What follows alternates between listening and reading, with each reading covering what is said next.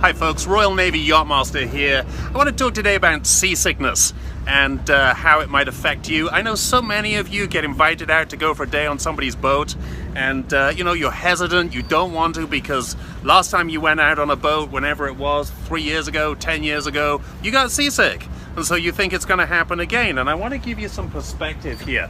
Let me just adjust my position. As you can see, I'm currently in a waiting station on this 58-foot Hansa. It's beautiful 58-foot Hansa, which I'm driving. So I want to give you some perspective, right? So, seasickness.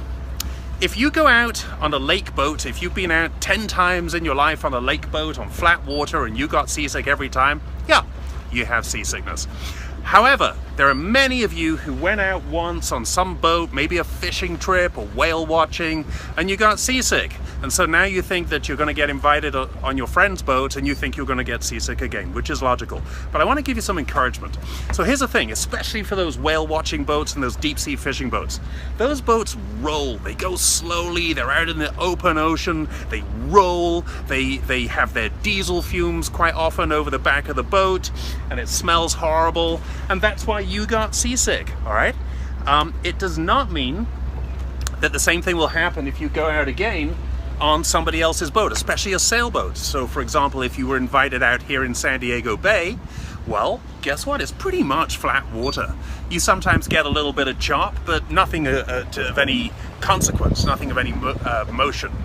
So in regard to the seasickness tablets and those pressure bands that you all wear, listen, I don't know if they work or not. What I do know is, if you're gonna get seasick, you will get seasick. And if you're not gonna get seasick, you won't. And like I say, just because you got seasick once before doesn't make much difference. I'll tell you a story. We took this boat, this 58-foot Hansa, up on a 40-mile open ocean trip a few months ago. One of the guests, Mike, oh, I love Mike. Mike, visiting from Indianapolis, had never been on a boat before. And within 20 minutes of us heading out, Mike was over the rail here, down on the quarter, right there, sick as a rat. Bless his heart. And that's where he stayed for the whole trip, over that rail. He vomited a couple of times, but then he was just incapacitated. I wrapped him up in a blanket. It was during winter. Wrapped him up in a blanket, and that's where he stayed. And when we got up to our destination, he vowed, I am never going on a boat again.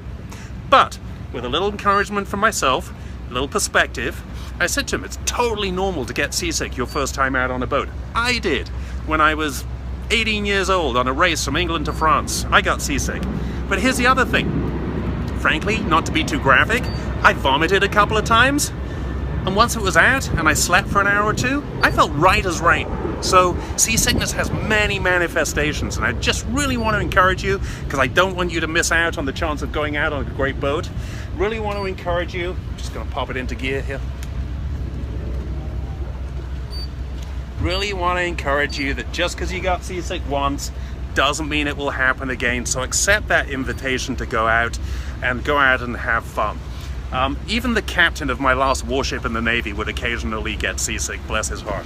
So that's pretty much what I wanted to say. Oh, back to Mike from Indianapolis. So the following day, Sunday, we went to come back 40 miles at sea, and this guy, not a trace of seasickness. He was the happiest guy on the boat.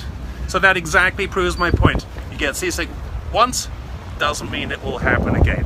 I hope that's helpful. Get out there on the water, have fun. Look me up on YouTube, Royal Navy Yachtmaster.